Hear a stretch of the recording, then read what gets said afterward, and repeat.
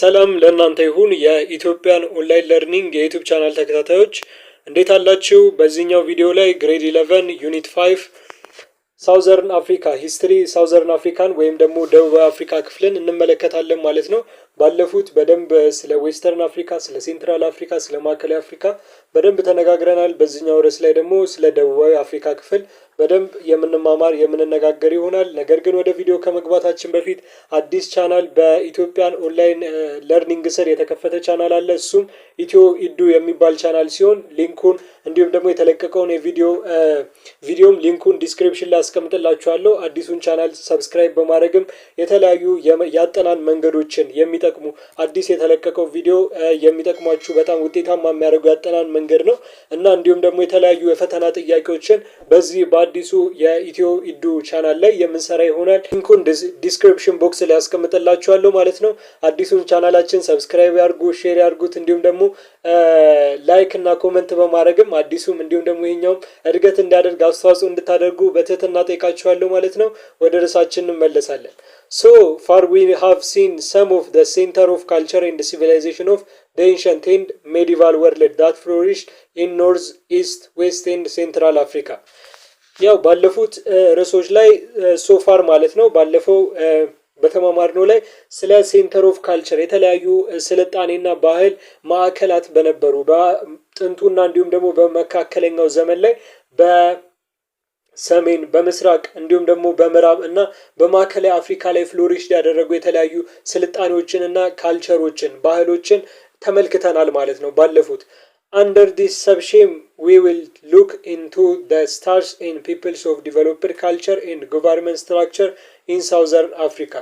በዚህኛው ክፍል ላይም በዚህኛው ቶፒክ ላይም በዚህኛው ርዕስ ላይ ሼም ላይ ደግሞ ስለተለያዩ ስቴቶችና ፒፕሎች ህዝቦችና እንዲሁም ደግሞ መንግስታት ካልቸራቸውን ባህላቸውን እንዲሁም ደግሞ የመንግስት ያስተዳደር መዋቅራቸውን በደቡብ አፍሪካ ላይ ባሳደጉ ዲቨሎፕ ባደረጉ ላይ የምንማማር የምንነጋገር ይሆናል ማለት ነው። ስለዚህም ዲስክራይብ የሚያደርግልን የሚገልጽልን ይሆናል። The first one is it is Great Zimbabwe መጀመሪያ ላይ የምናገኛት ታላቋ ዚምባብዌ ወይም ደግሞ ግሬት ዚምባብዌ ነው ማለት ነው።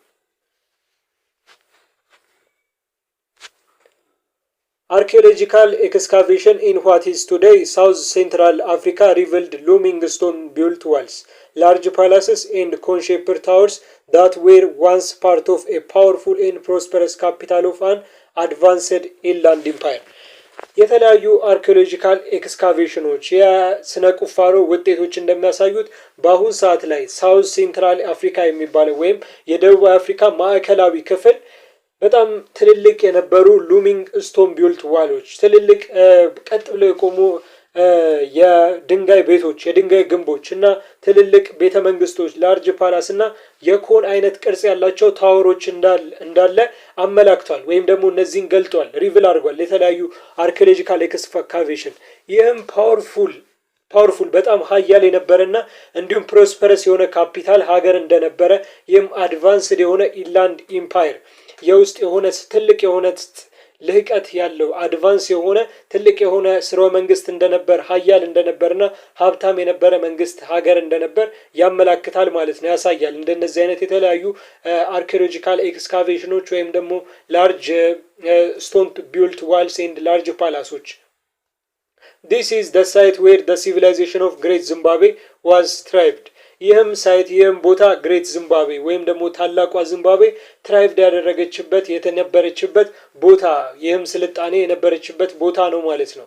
The word Zimbabwe comes from a Bantu based word that means stone house.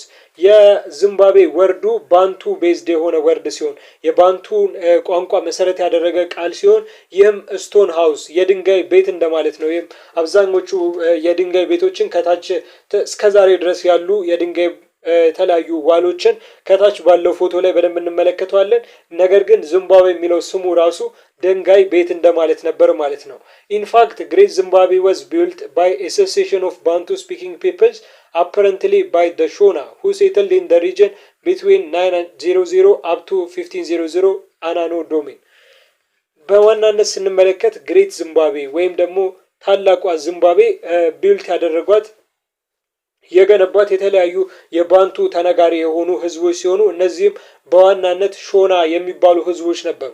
እነዚህም ሾና የሚባሉት ህዝቦች ከ900 እስከ 1500 ይህም ከ10ኛው ክፍለ ዘመን እስከ 16ኛው ክፍለ ዘመን ከጌታ ክርስቶስ መወለድ በኋላ የኖሩ ሴትል ያደረጉ የሰፈሩ ሰዎች ነበሩ።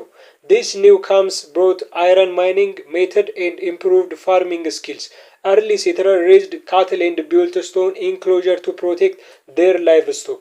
እነዚህም የተለያዩ ኒው ካመር ወይም ደግሞ አዲስ የሆኑ መጪዎች ሴትለሮች ማለት ነው ሰፋሪዎች የተለያዩ የአይረን ጥበቦችን የማይኒንግ ሜቶዶችን የተለያዩ የቁፋሩ መንገዶችን እና ደግሞ ኢቨን ኢምፕሩቭ ፋርሚንግ ስኪላቸውን ራሱ ወይም ደግሞ ያስተራረስ ዘዴያቸውን መንገዳቸውን ክሎታቸውን አሻሽለውት ነበር ማለት ነው። እነዚህም ኤርሊ ሴትለሮች ገና በጥንት ጊዜ የሴትል ያደረጉ ወይም ደግሞ የሰፈሩት እነዚህ የሾና ፒፕሎችም የራሳቸውን የሆነ ስቶን ኢንክሎዥር ለላይቭስቶካቸውን ፕሮቴክት ለማድረግ ወይም ደግሞ የቀንድ ከብታቸውን ለመከላከል የድንጋይ ቤቶችን ወይም ደግሞ የድንጋይ መከለያዎችን ገንብተው ቢልት አድርገው ነበር። With the passage of time, these settlers improved their building method and eradicated impressive large walls and palaces.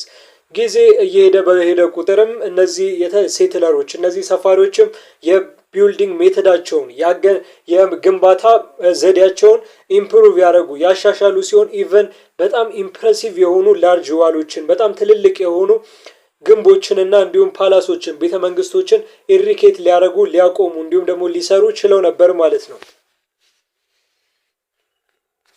እዚህ ጋር ራሱ ኢቨን ፒክቸሩ አለ። እዚህ ጋር ያሉት እነዚህ ፒክቸሮች ሾና ፒፕሎች የገነባቸው የተለያዩ ስቶን ሃውሶች ናቸው። ስቶን ወይም ደግሞ ኮንሼፕ ያላቸው ስቶን የድንጋይ ቤቶች ናቸው ማለት ነው።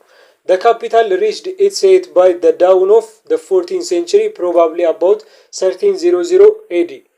የካፒታል ወይም ደግሞ ይህ ቦታም ትልቅ የሆነ ደረጃ ላይ የደረሰው ወይም ደግሞ ትልቅ የሆነ ቦታ ላይ የደረሰው የ14ኛው ክፍለ ዘመን መግቢያ ላይ 14ኛው ክፍለ ዘመን መጀመሪያ ላይ ይህም ኦልሞስት ከጌታ ክርስቶስ መወለድ በኋላ 1300 ኤዲ ላይ ነበር ማለት ነው። By then it had tapped nearby gold resource and cultivated profitable commercial links with coastal cities such as Sofala and Kilwa. በዚህ ጊዜም በ14ኛው ክፍለ ዘመን ወይም ደግሞ በ1300 ከጌታ ክርስቶስ መወለድ በኋላ ጎልድ ሪሶርሶች ከሚባሉት ጋር ወይም ደግሞ የተለያዩ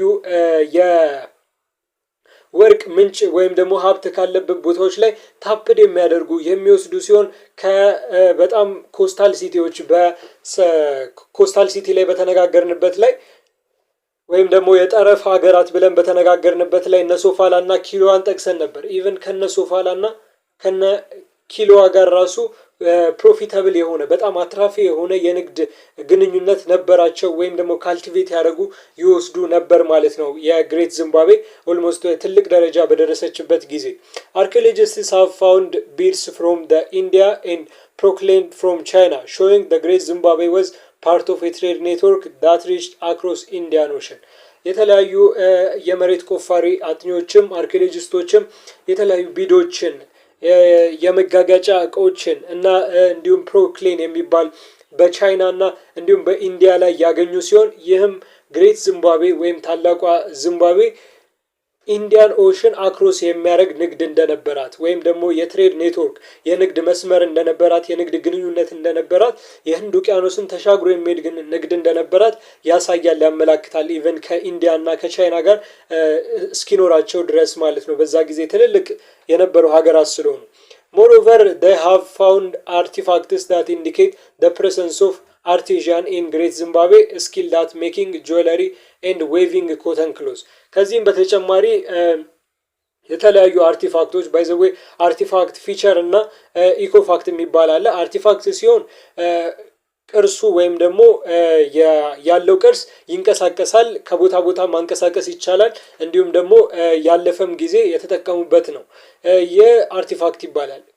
እንደ ፊቸር ደግሞ የሚባለው ከቦታ ቦታ አይንቀሳቀስም ነገር ግን ቅርሱ እንዳለ ነው ባለፈው ጊዜ የተጠቀሙበት ሰዎች ናቸው ማለት ነው። ኢኮፋክት ደግሞ በተፈጥሮ የተገኘ ኢኮፋክት ይባላል እና አርቲፋክት የአርቲፋክትም የተለያዩ አርቲፋክቶች እነዚህ አሁን ጁዋለሪያውን አርቲፋክት ነው ምክንያቱም ከቦታ ቦታ ስለሚንቀሳቀስ ማለት ነው። የተለያዩ አርቲፋክቶችም በዚህ ቦታ ላይ ግሬት ዚምባብዌ ስኪልድ አት ሜኪንግ ጁዋለሪ ወይም ደግሞ የተለያዩ ጌጣጌጦችንና የጥጥ ልብሶችን በማዘጋጀት ዌብ በማድረግ በጣም ግሬት አርቲሻን እንደነበሩ ወይም ደግሞ ስኪልድ እንደነበሩ ክህሎቱ እንደነበራቸውና ጥበበኞች እንደነበሩ የታላቋ ዚምባብዌ ሰዎች ያሳያል ኢንዲኬት ያደርጋል ወይም ደግሞ ይጠቁማል ማለት ነው። Here is the ruins of Great Zimbabwe እዚህ ጋር የግሬት ዚምባብዌ ፍርስራሽ ወይም ደግሞ የግንብ ፍርስራሽ በፒክቸር የተቀመጠ ነው ማለት ነው። እያንዳንዱ በስቶን የተሰሩ በስርዓት የተቀመጡ ኮን ሼፕ ያላቸው ናቸው ማለት ነው። Very little is known about the kind of government established in Great Zimbabwe and its inner working በስለ ግሬት ዚምባብዌ kind of ጎቨርንመንት ወይም ደግሞ በታላቋ ዚምባብዌ ላይ የተመሰረተው የመንግስት አይነት ያን ያህልም የማይታወቅ ወይም ደግሞ የሚታወቀውም ትንሽ የሆነ ሲሆን ይህም in its inner working even በውስጡ ራሱ የሚሰሩትም ሰራተኞች እንዴት እንደሆነ ያን ያህልም አይታወቅም ምክንያቱም አብዛኞቹ ጽሁፍ ስለሌላቸው ማለት ነው አካውንት የተደረገ የተዘገበ ስለሌለ by about 1500 AD Great Zimbabwe was in decline በ1500 ኤዲ ከጌታ ክርስቶስ መወለድ በኋላ 1500 ላይ ግሬት ዚምባብዌ ታላቋ ዚምባብዌ ዲክላይን ልትሆን ወይም ደግሞ ዝቅ ልትወርድ ይችላል ማለት ነው። some of the assumption given for her decline and final fall include overpopulation that overexploited the environment, civil war and declining trade ለዚህም ለዲክላይኗ ወይም ደግሞ ለመውደቋ ግሬት ዚምባብዌ ታላቋ ዚምባብዌ ለመውደቋ ምክንያት የተለያዩ አሰምሽኖች አሉ ግምቶች አሉ ሲሆን እነዚህም የመጀመሪያው ኦቨር ፖፑሌሽን ወይም ደግሞ ትልቅ የሆነ የህዝብ ብዛትን ኢንክሉድ የሚያደርግ የሚያካትት ነው። ይህም የህዝብ ብዛት ደግሞ ኤክስፕሎይት ደ ኢንቫይሮንመንቱን በጣም እንዲወስድ ወይም ደግሞ ኤክስፕሎይት እንዳደረግ አድርጎት ነበር ማለት ነው። ኤንድ ሲቪል ዋር የእርስ በርስ ጦርነትና ዲክላይኒንግ ትሬድ ወይም የንግዱ መውረድና ዝቅ ማለት ነው ግሬት ዚምባብዌ ፎል እንድትወርድ በመጨረሻም እንድትወድቅ ያደረጋት ባይዘን ፖርቹጊዝ ትሬደር ዌር ፑሽድ ኢንላንድ ቱ ፋይንድ ዘ ሪጅን ሶርስ ኦፍ ጎልድ በዛ ጊዜም ፖርቹጊዝ የተለያዩ የፖርቹጊዝ ነጋዴዎችም ኢንላንድ የተለያዩ የኢንላንድ ሪጅኖችን ለማግኘት የጎልድ ሶርሶችን የወርቅ ምንጮችን ለማግኘት ፑሽ አድርገዋቸው ነበረ በዚህም ምክንያትም ነው ማለት ነው ከነዚህ ከተለያዩ ኮቨር ፖፑሌሽን ከዲክላይኒንግ ትሬድ ኤንድ ከሲቪል ዋር በተጨማሪ but its stone ruins remains to this day leaving behind its former importance. Finally, the place of Great Zimbabwe was taken over by the kingdom of Monototapa. ነገር ግን የተለያዩ ስቶን ሪኖች ወይም ደግሞ የድንጋይ ፍርስራሾቹ ስቲል እስከዛሬ ድረስ በተለያዩ ቦታዎች ላይ የቀሩ ሲሆን ሊቭ ያደረጉ የቆዩ ሲሆን ይህም ፎርመር ኢምፖርታንስ በጣም ጠቃሚ የነበረ ቦታ እንደሆነ ያመለክታል። ከዚህም ያው በመጨረሻም ግሬት ዚምባብዌ ታላቋ ዚምባብዌ ኪንግደም ኦፍ ሞኖፓታፓ በሚባለው ኦቨርስሮ ወይም ደግሞ ቴክን ኦቨር ልትደረግ ችሏል ማለት ነው። ኪንግደም ኦፍ ሞኖፓታፓም ሊመራ ችሏል ማለት ነው። ኦቨርስሩ ሊያደርግ ችሏል ወይም ቴክ ኦቨር ሊያደርግ ችሏል። Here is activity 5.6 እዚህ ጋር መልመጃ 5.6 እናገኛለን። The first question is mention the assumed factor that led to the decline and fall of Great Zimbabwe. ግሬት ዚምባብዌ ወይም ታላቋ ዚምባብዌ ልትወድቅና እንዲሁም ደግሞ ዲክላይን ልታደርግ የመሩ የተለያዩ ምክንያቶችን ሜንሽን አድርጉ ግለጹ ነው የሚለው። እዚህ ጋር አንደኛ ቀላልም ነው ጥያቄው በደንብ አሁን ደግሞ በደንብ ገልጸነዋል። ሁለቱን እኔ ጠቅስላችሁና አንዱን ደግሞ እናንተ ኮሜንት ሴክሽን ላይ ተጠቅሳላችሁ። ኮሜንት በተደረገ ቁጥር ዩቲዩብ አልጎሪዝም ለብዙ ሰው ስለሚያስተዋውቀው ነው ብዙ ጊዜ ኮሜንት አድርጉ ሰብስክራይብ ላይክ አድርጉ ብላችሁ ማለት ነው እና ይህስ ሊጠቅም ስለሚችል ለእናንተም ምን ያህል አስታውሳለሁ የምትለው ሜጀር ታደርጉበታላችሁ። ሁለት ምክንያቶች ያሉ ሲሆን አንደኛው ኦቨር ፖፑሌሽን ነው ሁለተኛው ደግሞ ሲቪል ዋር ነው የእርስ በርስ ጦርነትና በጣም ብዙ ህዝብ መሆን ኤንድ ፖርቹጊዝ ደግሞ ኢንላንድ ሶርስ ኦፍ ጎልድን ለማግኘት ወይም ደግሞ የወርቅ ምንጭን ለማግኘት ያደረገችው ፑሺንግ ወይም ደግሞ ወረራም ራሱ የሚካተት ነው ማለት ነው። አንድ ይቀራል እሱን እናንተ ኮሜንት ሴክሽን ላይ አስቀምጡልን። The second question is what item of trade in Great Zimbabwe was highly needed in the east coast of Africa. በግሬት ዚምባብዌ በጣም ተፈላጊነት የነበረው በኢስት ኮስት ኦፍ አፍሪካ በምስራቅ አፍሪካ ተፈላጊነት የነበረው አይተም ምንድነው ነው? አብዛኞቹ ቢዶችና የተለያዩ ጁዋለሪዎች የተለያዩ መጋጋጫዎች እና ጌጣጌጦች ናቸው። ምክንያቱም አብዛኞቹ የግሬት ዚምባብዌ ስኪልድ ወርከር ስለነበሩ ወይም ደግሞ አርቲፊሻል ስለነበሩ በጣም የጥበበኞች ስለነበሩ ስኪልድ ስለነበሩ ጁዋለሪያቸው በጣም ተፈላጊ ነበር። ከዛም በተጨማሪ ጎልድ ያለ ኮሜርሻል የተለያዩ ቢዶች አሉ የተለያዩ መጋጋጫዎች አሉ እነዚህ በጣም ተፈላጊ ነበሩ አይተሞች ነበሩ ማለት ነው። in the other southern Africa state it is the Khoikhoi and the San ስቴት እንኳን ማለት አንችልም ነገር ግን እንደ ጎሳ አይነት ነገር ናቸው ኮይኮይ እና ሳን በዚህኛው ደግሞ እንመለከታቸዋለን ማለት ነው እነሱ The southern part of Africa was occupied by three major ethnic and linguistic groups. የሳውዘርን ፓርት ኦፍ አፍሪካ ደቡብ አፍሪካ ክፍል ኦኩፓይ ያደረገው የተሸፈነው ሶስት በሚጠጉ የተለያዩ የቋንቋና እንዲሁም ደግሞ የዘር ግሩፖች ወይም የዘር ቡድኖች ነው። The dominant people of the region were the Bantu. ዶሚናንት የሚባለው ዋና የሚባለው በቦታው ላይ በሪጅኑ ላይ ያለው ህዝብ ባንቱ የሚባሉ ሲሆን the other two groups were the Khoikhoi and the San peoples. ሌሎቹ ደግሞ ሁለቱ ቡድኖች ኮይኮይ እና እንዲሁም የሳን ህዝቦች ናቸው ማለት ነው። ኢቨን ስቴት እንኳን አይደሉም ግሩፖች ወይም ደግሞ ጎሳዎች ወይም ቡድኖች ናቸው ማለት ነው።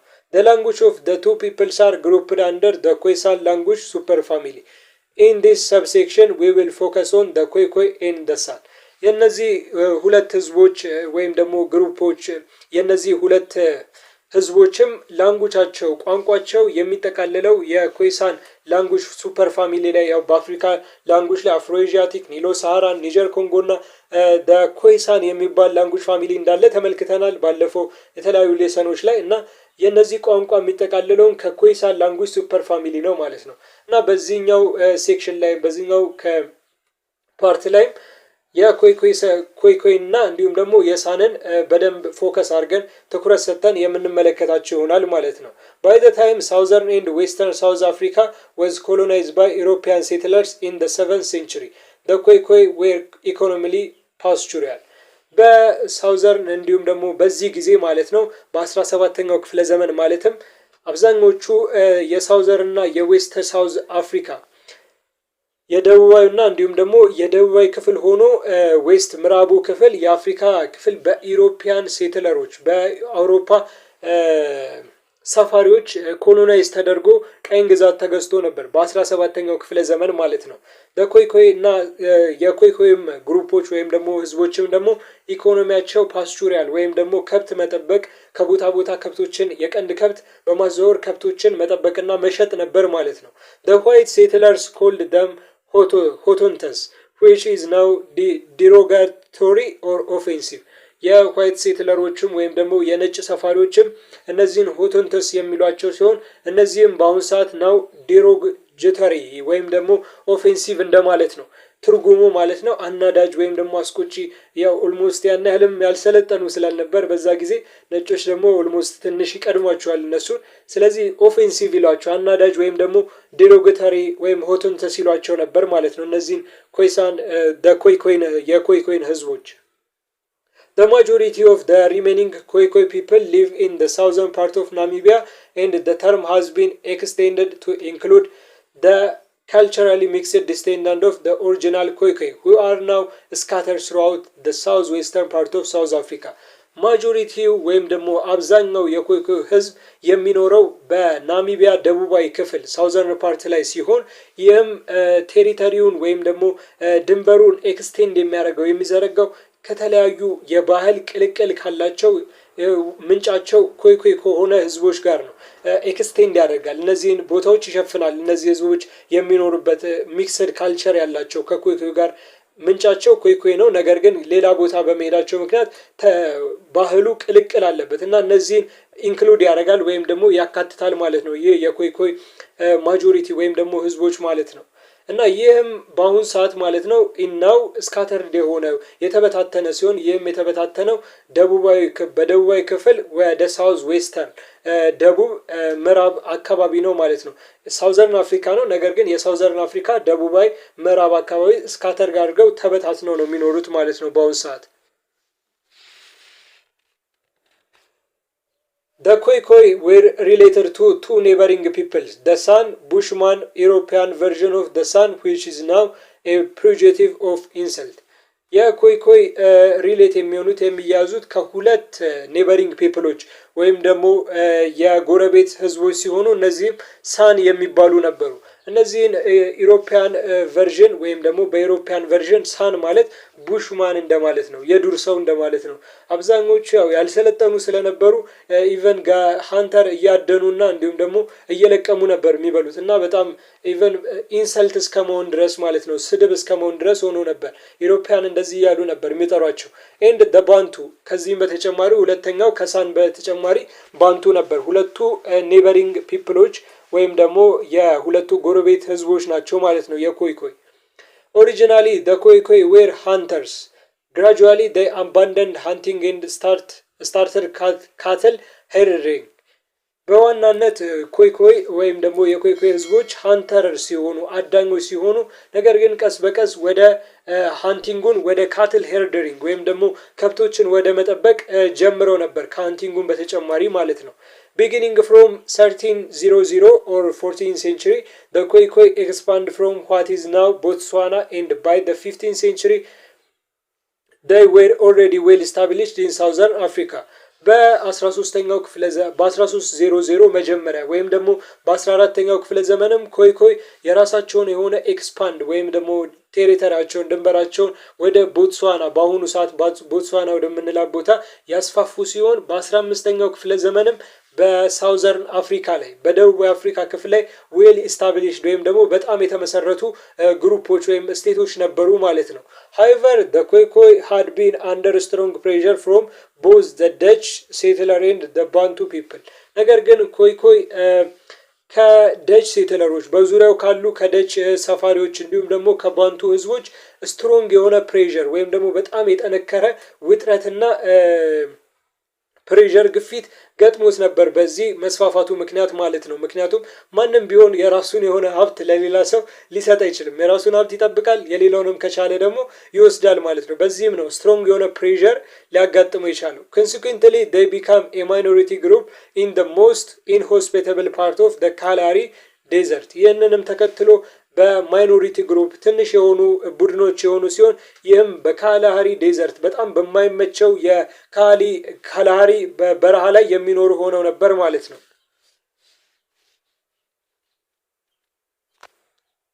what physical feature distinguish the San from the Khoikhoi? ኮይኮይን እና እንዲሁም ደግሞ ሳንን የሚለየው ፊዚካል ፊቸር ወይም ደግሞ አካላዊ የሆነ ፊዚካል የሆነ ፊቸር ምንድነው ነው የሚለው። አብዛኞቹ መልካቸው ተመሳሳይ ነው። ኪንክ የሆነ ሄር እንዲሁም ደግሞ ኢትስ they are black ጥቁሮችም ነበሩ። ነገር ግን በድንበር ከተመለከትነው ኢትስ divided in physical feature by river and mount በተለያዩ ተራሮችና እንዲሁም ደግሞ በወንዞች ነበር የሚከፈሉት ነበር ማለት ነው ሳንና እንዲሁም ደግሞ ኮይኮይ። The San have lived in South Africa for thousands of years. ሌላው ደግሞ ሳን ሲሆን ሳንም በሳውዘርን አፍሪካ በደቡብ አፍሪካ ክፍል ላይ ለሺህ ዓመታት የኖረ ነበር ማለት ነው። Their territory once extensive was restricted by white settler after the early 1700.